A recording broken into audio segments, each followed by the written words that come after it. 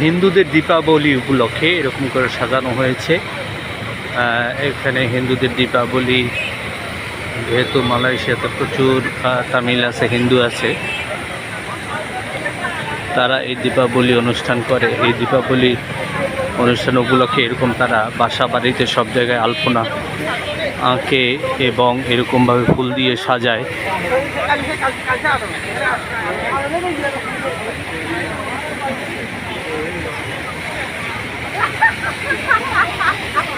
খুব সুন্দর করে এরকমভাবে সাজায়, তারা আলপনা আঁকে।